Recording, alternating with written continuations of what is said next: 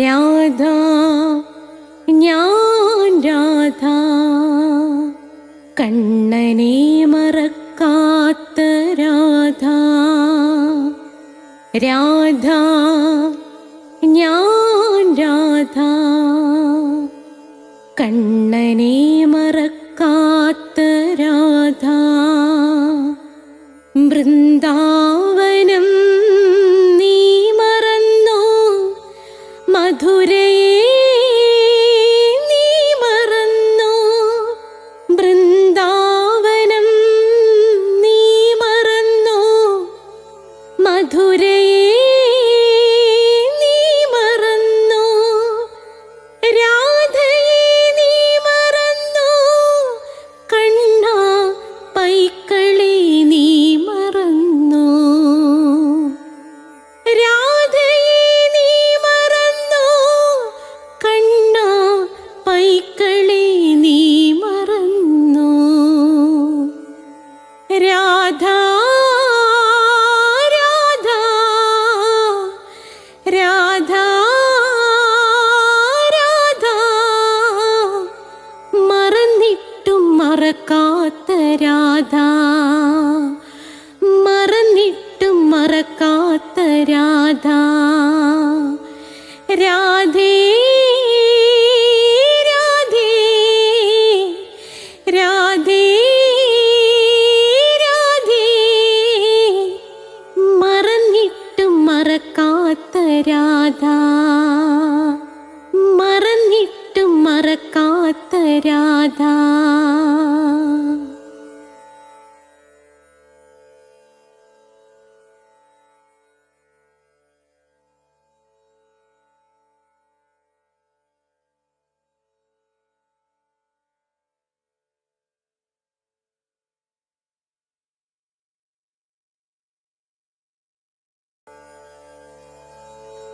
രാധ ഞാൻ രാധ കണ്ണനെ മറക്കാത്ത രാധ.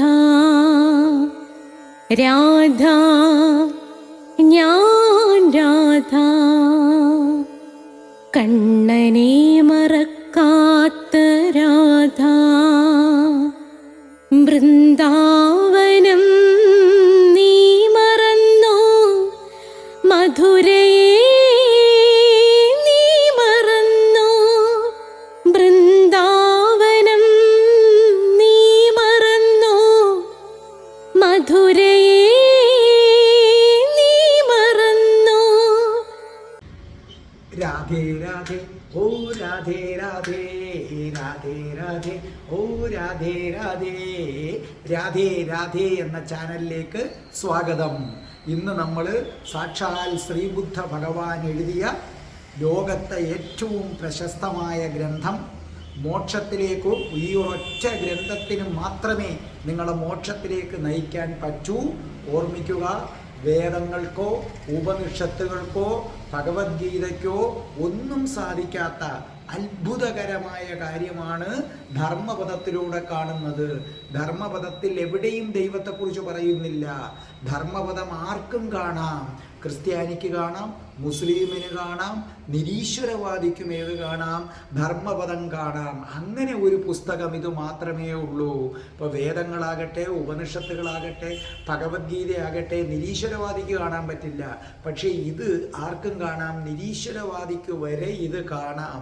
അസാമാന്യമായ സൈക്കോളജി, മനുഷ്യ മനസ്സിനെ കീറി മുറിച്ചു പഠിച്ചിരിക്കുന്ന ഉത്തമ ഗ്രന്ഥമാണ് ധർമ്മപദം. ധർമ്മപദം കേൾക്കുന്നവന് അവൻ്റെ ജീവിതം ഒരിക്കലും പാഴാകില്ല. ഇന്ന് ധർമ്മപദത്തിൻ്റെ 4ാമത്തെ ക്ലാസ്സാണ്. നമ്മുടെ വീഡിയോയിൽ എന്തൊക്കെ ഉണ്ടെന്നുള്ളത് ഞാൻ തൊട്ട് മുമ്പ് വീഡിയോയ്ക്കകത്ത് ഇട്ടിട്ടുണ്ട്. നമ്മളെ ഇൻട്രൊഡക്ഷൻ വീഡിയോയുടെ കൂടെ ഇട്ടിട്ടുണ്ട്. അത് സ്കിപ്പ് ചെയ്ത് വന്നവരാണെന്നുണ്ടെങ്കിൽ നിങ്ങൾക്ക് എന്തൊക്കെ ഉണ്ടെന്നറിയാൻ, ഏതൊക്കെ ദിവസം എത്ര മണിക്കെന്നറിയാൻ നിങ്ങൾ അത് നോക്കിയാൽ മതി. അല്ല, അറിയാവുന്നവർ ആ വീഡിയോ സ്കിപ്പ് ചെയ്ത് ഇനി പോരെ. അപ്പോൾ ഓർമ്മിക്കുക, ശ്രീബുദ്ധൻ രചിച്ച ഏറ്റവും വിശിഷ്ടമായ ഗ്രന്ഥം, പ്രപഞ്ചത്തിലെ ഏറ്റവും വിശിഷ്ടമായ ഗ്രന്ഥം ധർമ്മപദം. അതിൻ്റെ മുമ്പുള്ള 3 എപ്പിസോഡും പ്ലേലിസ്റ്റ് എടുത്ത് കാണുക. പിന്നെ ഞാൻ എങ്ങനെ രാധാഭക്തനായ എന്നൊരു വീഡിയോ ഉണ്ട്, തീർച്ചയായിട്ടും അത് കാണണേ. കഠിന കൃഷ്ണഭക്തനായ ഞാൻ എങ്ങനെ രാധാഭക്തനായ എന്നൊരു വീഡിയോ ഉണ്ട്, അത് കാണണം. പിന്നെ സ്പോക്കൺ ഇംഗ്ലീഷ് ഉണ്ട്, പിന്നെ ജ്യോതിഷം ഓരോ മാസത്തിൽ ജനിച്ചവരുടെ ഫലം കൊടുത്തിട്ടുണ്ട്, നക്ഷത്രഫലം. എന്തെങ്കിലും സംശയം ഉണ്ടെങ്കിൽ ഡിസ്ക്രിപ്ഷൻ ബോക്സിൽ എൻ്റെ നമ്പറുണ്ട് 9645333999. നിങ്ങൾ വിളിച്ചാൽ മതി. അപ്പം നമുക്ക് പ്രാർത്ഥിച്ചിട്ട് തുടങ്ങാം. ഓം മഹാഗണപതയേ നമഃ. ഓം മണിപത്മേഹും. ഓം രാധായേ സ്വാഹ. രാധേ രാധേ ഓ രാധേ രാധേ രാധേ രാധേ ഓ രാധേ രാധേ രാധേ രാധേ ഓ രാധേ രാധേ രാധേ രാധേ ഓ രാധേ രാധേ. ബർസാനെ വാലി രാധാറാണി കി ജയ്. എൻ്റെ മാതാവ് രാധാറാണി കി ജയ്. എനിക്ക് സർവ്വ ഐശ്വര്യങ്ങളും വാരി കോരിത്തരുന്ന എൻ്റെ പൊന്ന് രാധാറാണി അമ്മാക്കി ജയ്.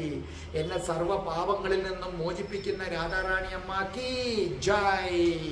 അപ്പോൾ ശ്രീബുദ്ധൻ്റെ ധർമ്മപദം ഈ ശ്ലോകം, ഇത് ബുക്ക് കടയിൽ വാങ്ങിക്കാൻ പാടാണ്.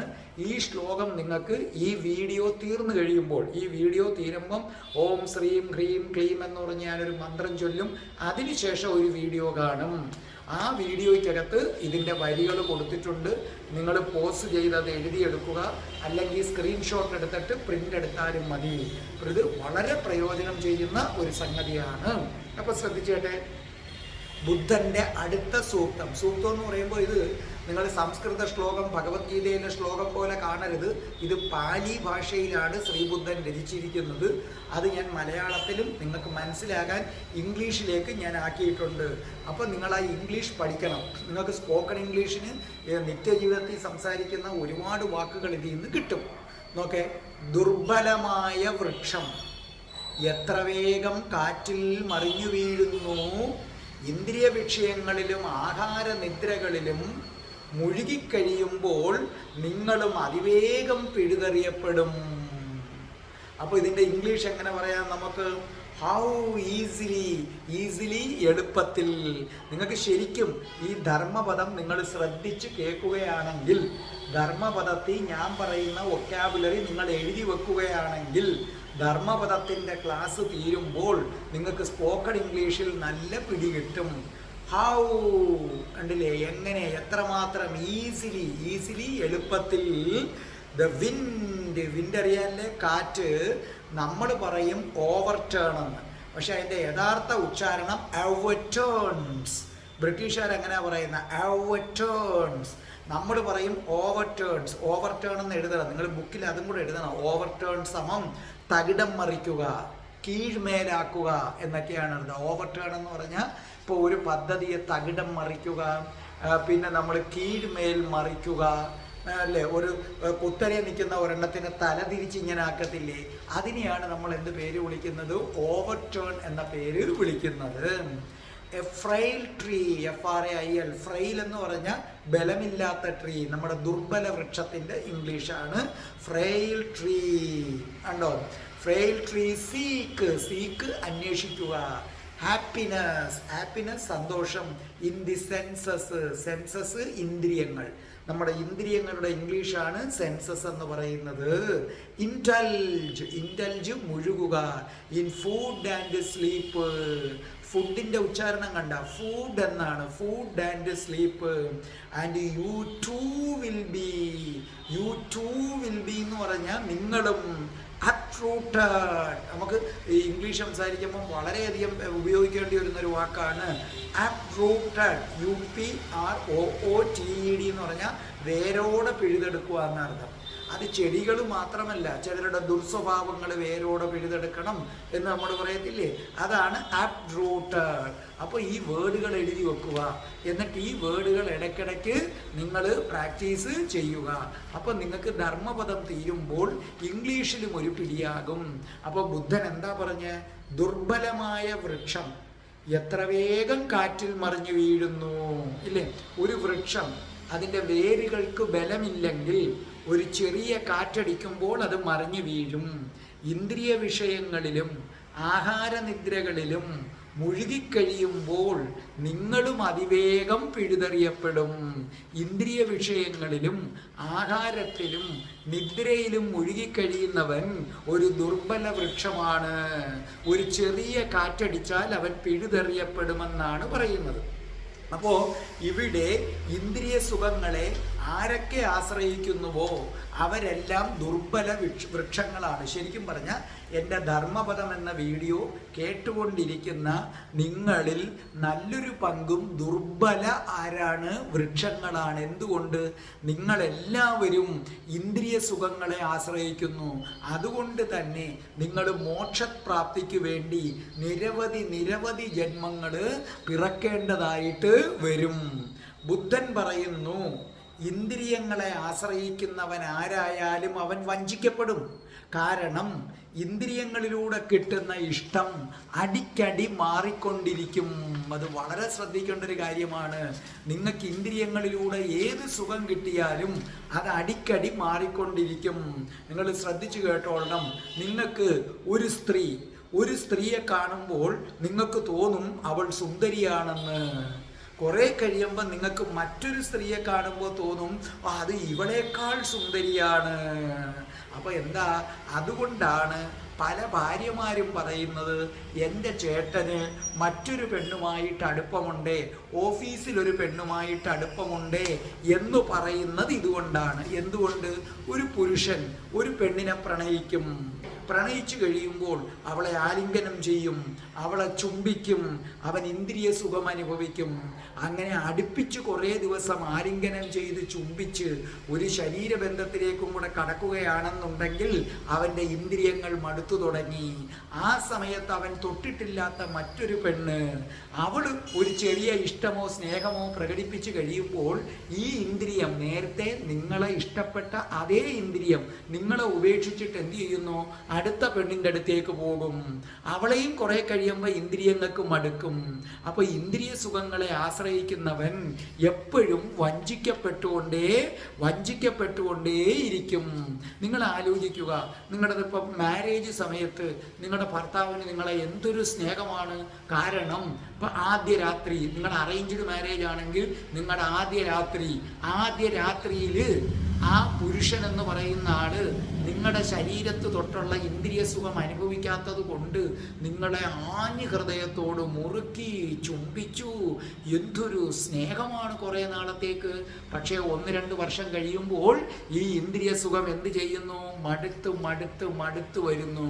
കുറേ കഴിയുമ്പോൾ ഓഫീസിൽ ഒരു പെണ്ണ് ചിരിക്കുന്നു, അതുകൊണ്ടില്ലേ? അപ്പോൾ ഇന്ദ്രിയം ഏതിനെ നോക്കിപ്പോയി? അടുത്തതിനെ നോക്കിപ്പോയി. അതുപോലെയാണ് ഒരു ഭക്ഷണം. നമുക്കൊരു ഭക്ഷണം ആദ്യം കഴിക്കുമ്പോൾ സ്വാദുള്ളതായിട്ട് തോന്നും.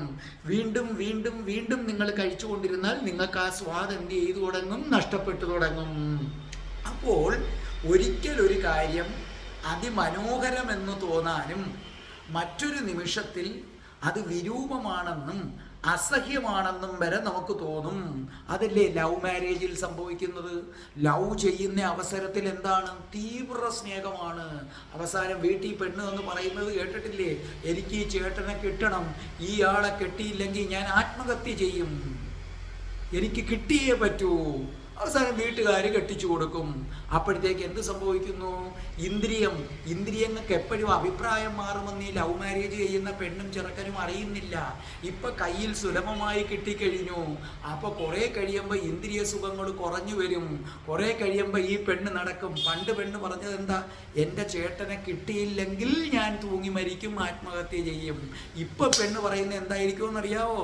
ഈ കാലനെ കെട്ടിയത് കൊണ്ട് ഞാൻ തൂങ്ങി മരിക്കും, ബലമുള്ള ഒരു കയറ് വേണേ എന്ന് പറഞ്ഞായിരിക്കും നടക്കുന്നത്. കാരണം ഇന്ദ്രിയ സുഖങ്ങൾ എപ്പോഴും എന്ത് ചെയ്തുകൊണ്ടേയിരിക്കും? മാറിക്കൊണ്ടേയിരിക്കും. അങ്ങനെയുള്ള ഇന്ദ്രിയങ്ങളെ ആശ്രയിച്ചാണ് നിങ്ങൾ ജീവിക്കുന്നത്. നിങ്ങൾ ഓരോരുത്തരും, എൻ്റെ ധർമ്മപദം കേൾക്കുന്ന ഓരോരുത്തരും ഈ ഇന്ദ്രിയ സുഖങ്ങളെ ആശ്രയിച്ചു കൊണ്ടാണ് ജീവിക്കുന്നത്. ഇനി നിങ്ങളുടെ മക്കളെ കാര്യമെടുത്തേ. ഒരാണായാലും പെണ്ണായാലും ആ മക്കൾക്ക് ആദ്യമൊക്കെ അമ്മയോട് എന്തൊരു സ്നേഹമാണ്. കാരണം എന്തുകൊണ്ട്? അവൻ്റെ മുമ്പിലുള്ളത് അമ്മയാണ്. അത് കഴിഞ്ഞപ്പോൾ അവനൊരു പെണ്ണിനെ കല്യാണം കഴിക്കുന്നു. അപ്പോൾ അവൻ്റെ ഇന്ദ്രിയങ്ങൾ, പഞ്ചേന്ദ്രിയങ്ങൾ വേറൊരു പെണ്ണിലേക്ക് പോയി. ആ സമയത്ത് അമ്മ കയറി എന്തെങ്കിലും കയറി ഇടയ്ക്ക് പറഞ്ഞാലൊക്കെ അവനൊരു നാണക്കേടായിട്ട് തോന്നും. പതുക്കെ പതുക്കെ നിങ്ങൾ ഓമനിച്ചു വളർത്തിയ മകന് നിങ്ങളോടുള്ള സ്നേഹം എന്ത് ചെയ്യും? കുറഞ്ഞു കുറഞ്ഞു വരും. ഇതുപോലെ ആ പെൺകുട്ടി അച്ഛനും അമ്മയും എന്തുമാത്രം സ്നേഹത്തിലാണ് വളർത്തുന്നത്. അപ്പോൾ ആ സമയത്ത് അച്ഛനോടും അമ്മയോടും അവൾക്ക് ഭയങ്കര സ്നേഹം. അതും ഒരു ഇന്ദ്രിയ സുഖമാണ്, മാതാപിതാക്കളോടുള്ള സ്നേഹം. അത് കഴിഞ്ഞ് വലുതാകുമ്പോൾ അവളൊരു പുരുഷനെ പ്രേമിക്കുന്നു. വീട്ടുകാർ പറയുന്നു അത് കൊള്ളത്തില്ല എന്ന് എതിർക്കുന്നു.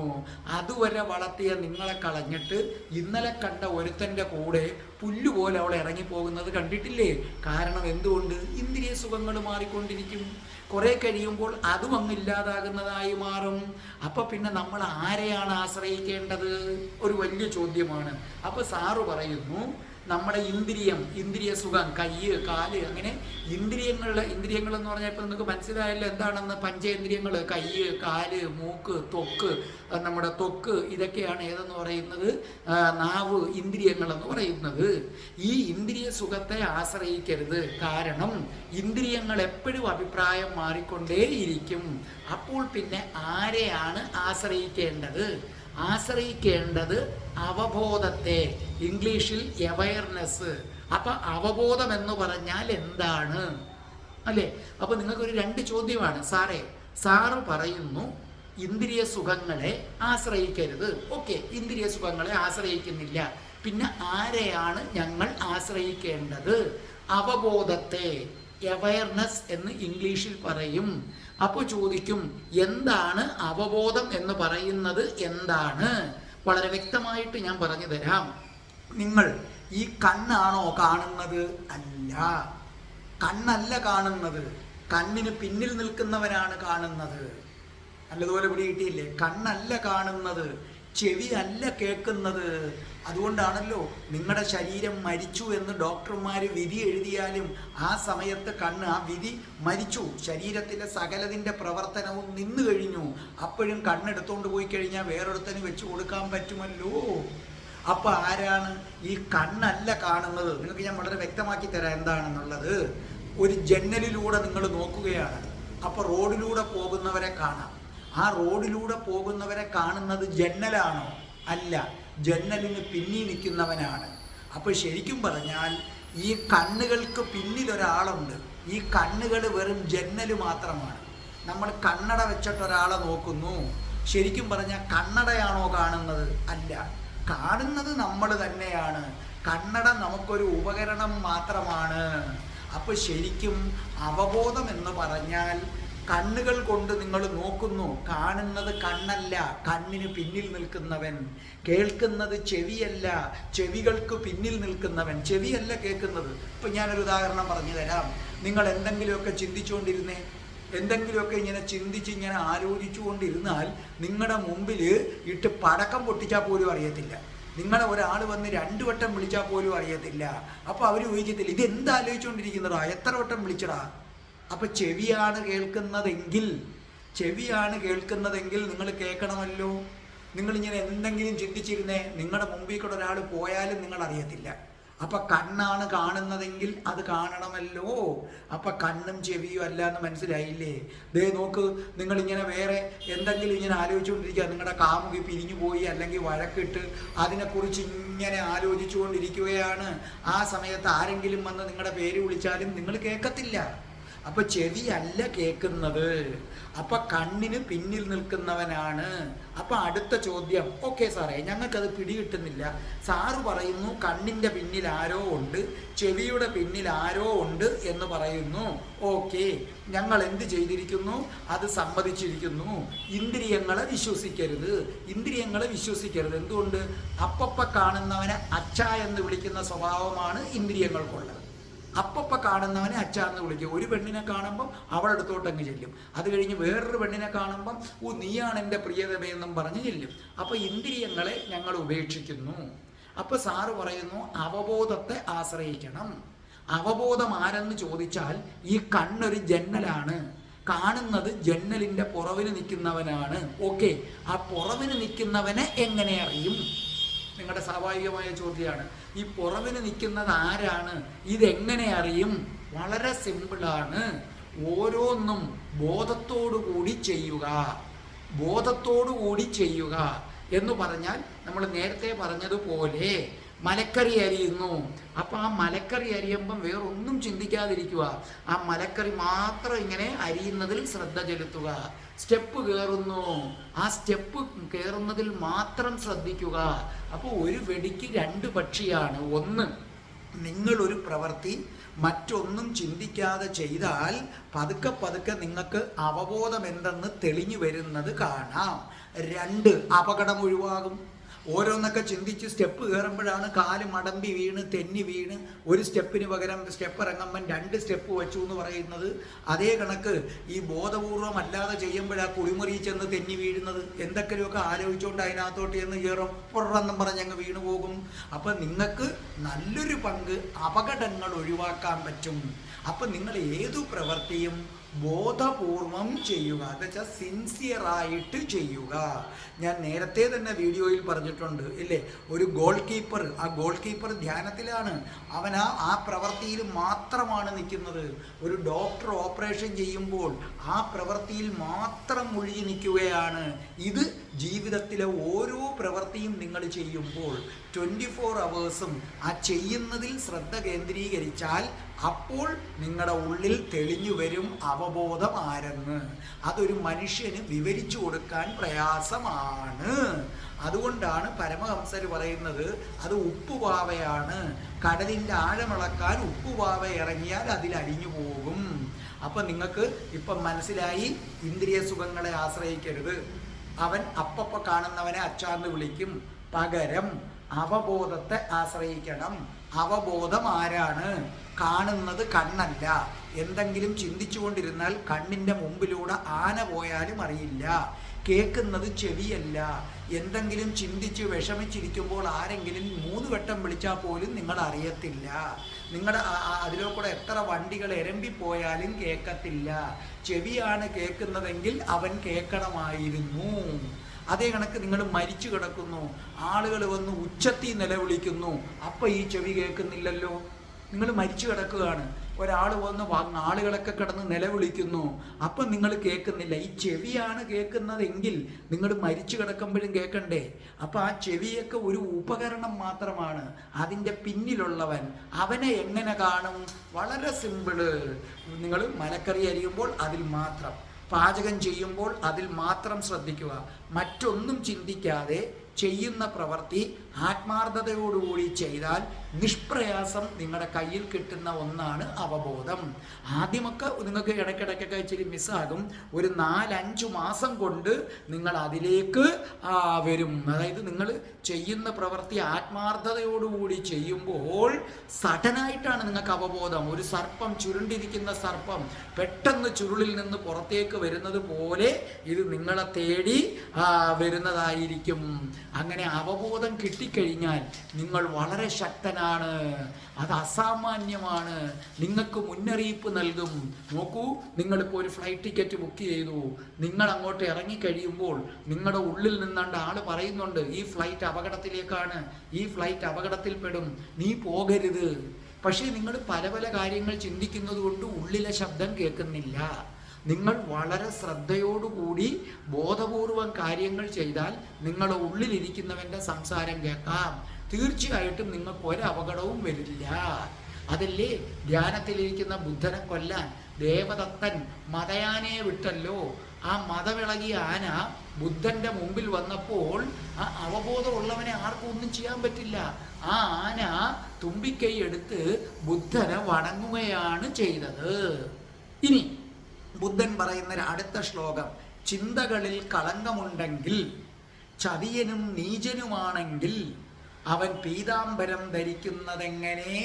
അതാണ്, ചിന്തകളിൽ കളങ്കമുണ്ടെങ്കിൽ ചതിയനും നീചനുമാണെങ്കിൽ അവൻ പീതാംബരം ധരിക്കുന്നത് എങ്ങനെ? അതിൻ്റെ English, if A man's thoughts ചിന്തകൾ ആർ മടി, MUDDY. പക്ഷെ ഒരു ഡിയെ ഉച്ചരിക്കും. മടി എന്ന് പറഞ്ഞാൽ ചെളി നിറഞ്ഞത് എന്നാണ് അതിൻ്റെ അർത്ഥം. അതായത് കളങ്കം, കളങ്കത്തിനും അത് എന്താ പറയുന്നത്, മടി, ചെളി നിറഞ്ഞത്. If he is reckless, reckless വീണ്ടു വിചാരമില്ലാത്തവൻ. നോട്ട്ബുക്കിൽ എഴുതണം, റെക്ലെസ് സമം വീണ്ടു വിചാരമില്ലാത്തവൻ. And full of deceit, deceit ചതിയൻ, ചതിയൻ. നമുക്കറിയാവുന്ന ചക്കട വാക്കുണ്ട് ചീറ്റ്. ഡിസീറ്റ് ചതിയൻ. How can he wear, wear ധരിക്കുക. ഏത് വസ്ത്രം ധരിക്കുന്നത്, ഹെൽമെറ്റ് ധരിക്കുന്നത്, കണ്ണട വെക്കുന്നത്, ചുരിദാർ ഇടുന്നത് എല്ലാം ഏത് തന്നെയാണ്, വെയർ. യെല്ലോ റൗ, റൗ എന്ന് പറഞ്ഞാൽ ഇങ്ങനെ സന്യാസിമാരൊക്കെ ധരിക്കുന്നത് ഇങ്ങനെ നീണ്ട വസ്ത്രം, മേലങ്കി എന്ന് പറയുന്നതാണ് റൗബ് എന്ന് പറയുന്നത്. അപ്പോൾ ഇവിടെ ഒരു കാര്യം നിങ്ങൾ ശ്രദ്ധിക്കുക. ബുദ്ധൻ പറയുകയാണ്, ഈ പ്രപഞ്ചത്തിലെ ഏറ്റവും വിശുദ്ധമായ നിറം മഞ്ഞയാണ്, ഏറ്റവും പരിശുദ്ധമായ നിറം മഞ്ഞയാണ്. ആ മഞ്ഞ ധരിക്കണമെങ്കിൽ നിങ്ങൾക്കൊരു യോഗ്യത ഉണ്ടായിരിക്കണം. ഒന്ന്, നിങ്ങളുടെ ചിന്തകളിൽ ഒരിക്കലും കളങ്കമുണ്ടാകരുത്, മറ്റുള്ളവരെ കുറ്റം പറയുന്നവനാകരുത്, നിങ്ങൾ ചതിയനാകരുത്, നീചനാകരുത്.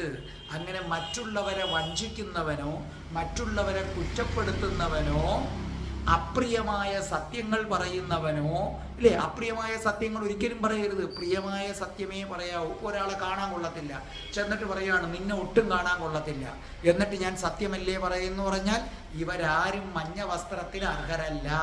അതുകൊണ്ടാണ് കൃഷ്ണൻ മഞ്ഞ വസ്ത്രം തിരഞ്ഞെടുത്തത്. കൃഷ്ണന്റെ വസ്ത്രം പീതാംബരമാണ്.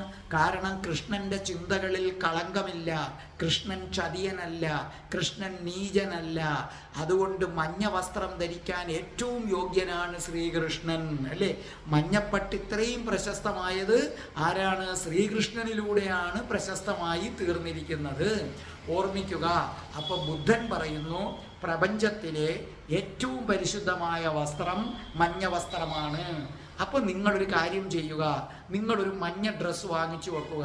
ആ മഞ്ഞ വസ്ത്രം ഇടുന്ന ദിവസം നിങ്ങൾ വിചാരിക്കണം, ഇന്ന് ഞാൻ മഞ്ഞ ധരിച്ചിരിക്കുകയാണ്, ഭഗവാൻ ശ്രീകൃഷ്ണന്റെ നിറമാണ് മഞ്ഞ. അപ്പോൾ ശ്രീകൃഷ്ണ ഭക്തനാണ് ഞാനെങ്കിൽ മഞ്ഞ വസ്ത്രം ധരിച്ചിരിക്കുന്ന ഈ ദിവസം ഞാൻ ആരെയും കുറ്റം പറയില്ല, ആരെയും വഴക്കു പറയില്ല, ആരോടും ഞാൻ കോപിക്കില്ല, എനിക്ക് ഇന്നത്തെ ദിവസം ആരോടും വെറുപ്പില്ല, ഞാൻ ആരെയും ചതിക്കില്ല. ആ മഞ്ഞ വസ്ത്രം ധരിക്കുന്ന ഒരു ദിവസമെങ്കിലും നിങ്ങൾ അങ്ങനെ ചെയ്തു നോക്ക്. പതുക്കെ പതുക്കെ നിങ്ങൾക്കതൊരു ശീലമായി തോന്നും. അപ്പോൾ ബുദ്ധൻ മഞ്ഞ വസ്ത്രത്തിന് അമിത പ്രാധാന്യമാണ് കൊടുക്കുന്നത്. ബുദ്ധൻ തൻ്റെ സന്യാസികൾക്ക് മഞ്ഞ വസ്ത്രമാണ് കൊടുക്കുന്നത്. ഈ മഞ്ഞ മരണത്തെ പ്രതിനിധീകരിക്കുന്നു. ബുദ്ധൻ തൻ്റെ ധ്യാനത്തിൽ മരണത്തിന് വലിയ പ്രാധാന്യമാണ് കൊടുക്കുന്നത്.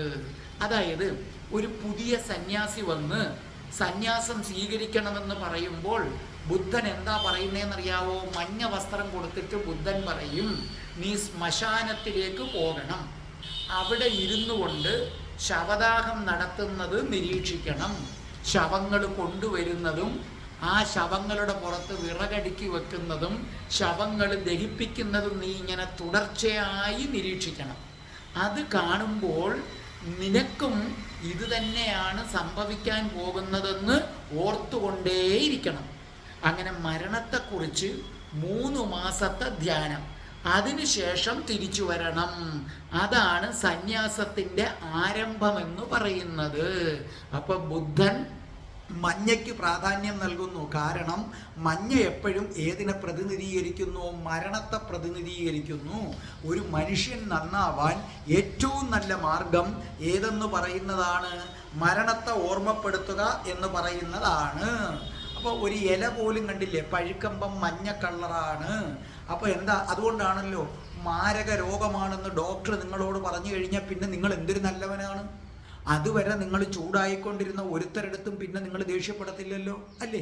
നിങ്ങളടുത്ത് ഡോക്ടർ പറയാണ് നിങ്ങൾക്കൊരു മാരക രോഗമാണ്, ഇനി 6 മാസവും കൂടെ നിങ്ങൾ ഈ ഭൂമിയിൽ ജീവിതമുള്ളെന്ന് പറഞ്ഞാൽ ആ ഡോക്ടറെ അടുത്ത് നിന്ന് ഇറങ്ങി വരുമ്പോൾ നിങ്ങൾക്ക് വലിയ വൈരാഗ്യമുള്ള വഴക്ക് കൂടിയ ഒരുത്തനെ കണ്ടാൽ നിങ്ങൾ അടുത്ത് ചെന്നിട്ട് പറയും, പോട്ട് കേട്ടോ അന്ന് അങ്ങനെയൊക്കെ പറഞ്ഞ് എൻ്റെ കയ്യിലെ കുഴപ്പമാണ്. അതുവരെ വഴക്ക് പറഞ്ഞുകൊണ്ടിരുന്ന ഭാര്യയെ നിങ്ങൾ കാരുണ്യത്തോടെ കാണാൻ തുടങ്ങും. മക്കളെ നിങ്ങൾ ചേർത്ത് പിടിക്കാൻ തുടങ്ങും. കണ്ടില്ലേ, മരണം മുന്നിൽ കണ്ടാൽ നിങ്ങൾ അടിമുടി അങ്ങ് മാറിപ്പോകും.